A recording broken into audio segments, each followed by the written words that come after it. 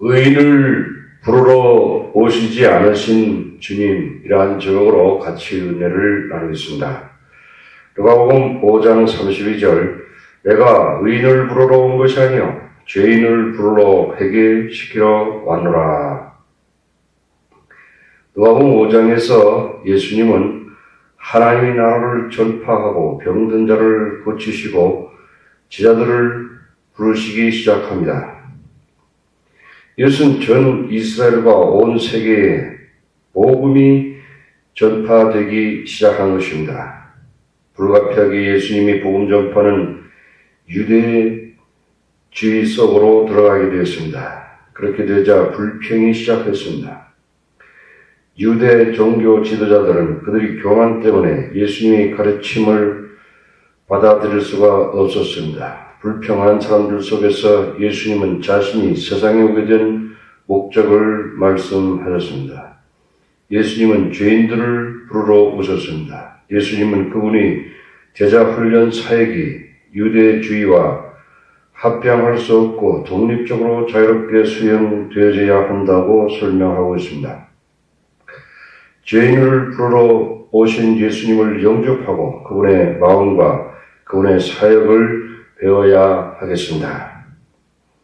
첫째, 예수님은 세리 레위를 부르셨습니다. 이 부분에서 우리는 예수님께서 죄인인 레위를 제자로 부른 것을 배울 수 있습니다. 또한 예수님께서 레위가 모든 죄인들에 대해서 알 수 있습니다. 사실상 예수님은 하나님의 마음과 하나님의 마음을, 하나님의 심령을 우리에게 보여주셨습니다. 누가복음 5장 27절에 그 후에 나가사 레위라 하는 세리가 세관에 앉은 것을 보시고 나를 쫓으라 하시니 그 후에는 이전의 사건과 연결됩니다. 예수님은 중풍병자를 고치시고 죄를 용서하셨으며 중풍병자를 걷게 하시고 뛰게 하심으로써 이 권세를 증명하셨습니다. 그 사람은 나은 후에 너무 기뻐하였고 하나님을 찬양하였던 것입니다.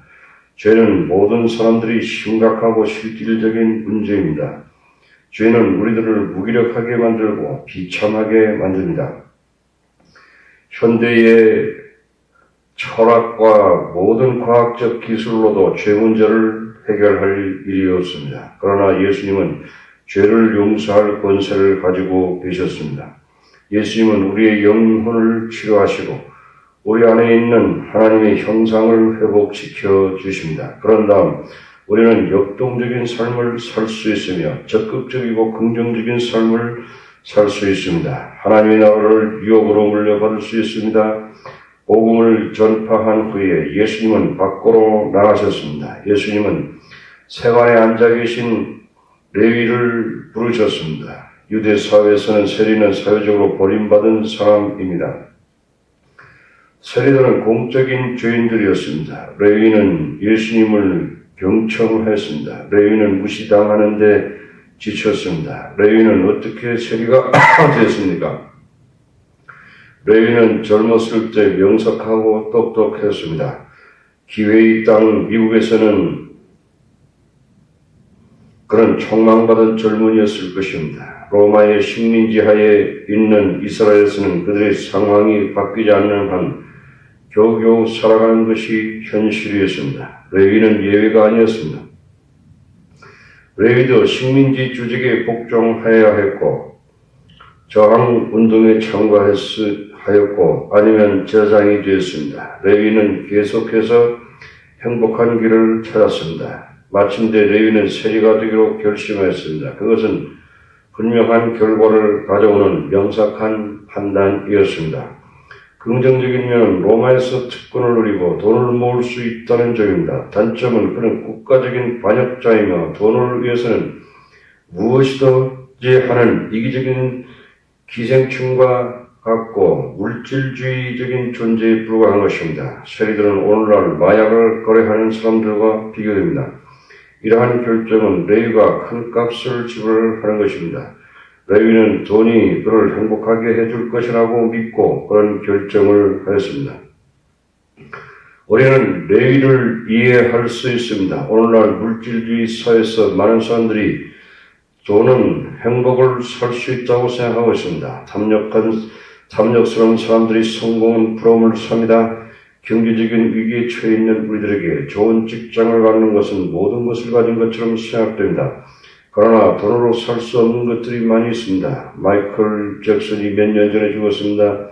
그는 가난한 가정에서 자랐습니다. 그러나 그는 부와 명예를 모두 얻었습니다. 사람들은 그를 팝의 황제라고 불렀습니다. 그는 방탕한 삶으로 돈을 낭비했습니다. 그는 재미로 수백만 달러를 낭비하였습니다. 그는 행복하지 못하고 만족하지 못하였습니다. 그는 평안과 잠을 자기 위해서 마약이 필요했습니다. 뉴스에 따르면 마약, 과잉, 복용으로 죽었다고 하고 있습니다. 우리는 돈으로 행복과 생명과 우정과 존엄성을 살 수 없다는 것을 알아야 하는 것입니다. 레위는 모든 사람들에게 격려를 당하였습니다. 모든 유대인 엄마들은 내 자신을 부끄러운 줄 알라고 욕하였습니다. 내 부모에게 욕을 보이지 말라고 말하였습니다. 부모들은 자녀들에게 매국노인 세리는 되어서는 안 된다고 말하였습니다.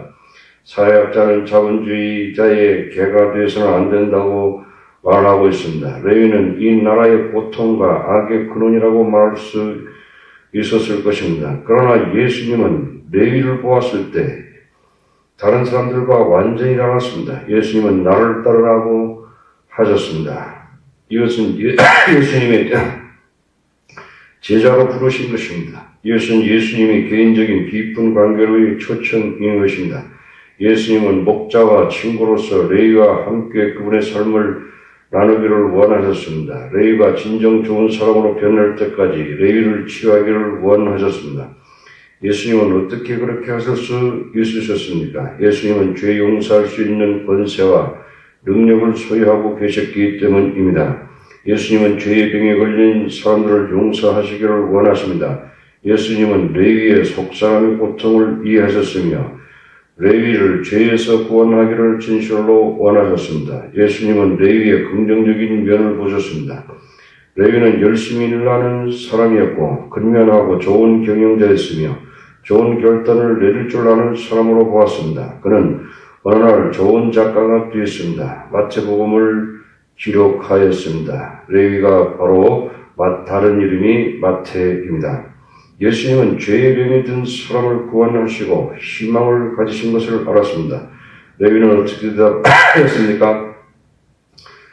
누가복음 5장 28절에 제가 모든 것을 버리고 일어나 쫓으니라. 누가는 레위가 중풍병자로 일어났다고 기록하고 있습니다. 레위의 속사람은 돈과 이기주의로 마비되어 있었습니다. 그러나 예수님의 말씀을 들었을 때 예수님의 능력이 그의 영혼 속으로 파고 들어갔습니다. 레위는 일어나서 예수님을 쫓을 수 있었습니다.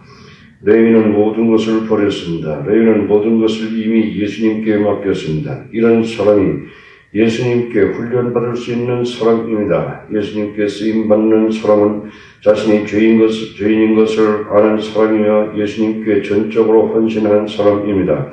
예수님은 레위를 그분의 종으로 쓰임받도록 이미 계획을 세우셨습니다.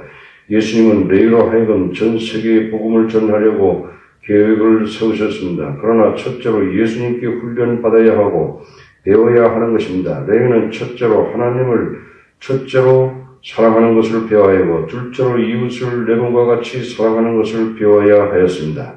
그는 그리스도의 동정하심을 배워야 했고 다른 사람과 함께 어떻게 복음을 나눠야 하는지를 배워야 했던 것입니다. 그렇게 하는 것은 어떤 심각한 결정을 요구하고 또한 값을 지불해야 했습니다. 레위는 그런 결정을 하였습니다. 레위는 많은 값을 지불하고 페이를 많이 주는 직장을 가지고 있었습니다. 그러나 레위는 그리스도를 얻고 하나님의 사랑을 얻었으며 새 생명과 함께 새로운 소망을 소유하게 되었습니다. 둘째, 나는 죄인을 불러 회개시키러 왔노라. 예수님은 레위의 친구가 되고 그를 돌보는 친구가 되었으며 하나님의 형상으로 성장하는 데 돕는 친구가 되었습니다. 예수님은 하나님의 위대한 사람으로 성장할 것으로 소망하고 레위를 택하였습니다. 레위는 하나님께 감사했으며 마음속으로 춤추었을 것입니다. 레위는 그의 친구들과 함께 그가 받은 새 생명을 나누었습니다. 행복하지 않는 그룹의 사람들이 있었는데 바로 바리새인들이었습니다. 바리새인들은 예수님이 세리들과 죄인들과 함께 음식을 먹는다고 비판하였습니다. 그들의 사고방식은 공식적인 죄인들을 건전한 공동체를 위해서 소외당하여야 하고 외면당하여야 한다는 것입니다. 죄인들과 함께 어울리는 것은 죄 있는 삶의 방식을 용납해야 했습니다. 바리새인들은 예수님의 제자들을 비판하는 것이었습니다. 예수님은 바리새인들의 비판을 우연히 들었습니다. 누가복음 5장 31절에 예수께서 대답하여 가라되 건강한 자에게는 의원이 쓸데없고 병든 자에게라야 쓸데있나니 내가 의인을 부르러 온 것이 아니요 죄인을 부르러 회개시키러 가노라. 예수님의 마음과 종교지도자의 마음은 매우 달랐습니다. 예수님은 죄인들을 영적으로 병든 사람으로 보았습니다. 예수님은 문둥병자와 중풍병자에게 동정하는 것처럼 죄인들에게 동정을 가지셨습니다. 예수님은 죄인들을 치료가 필요한 환자들로 보았습니다. 예수님은 편안히 앉아서 비판만 하지 않았습니다. 예수님은 영적인 의사로서 죄인들을 치료할 책임을 가지셨습니다. 이러한 책임성이 예수님으로 하여금 우리 죄의 병을 치료하시기 위해서 피 흘리신 십자가로 인도하셨습니다. 여기서 우리는 예수님의 마음을 이해할 수 있습니다.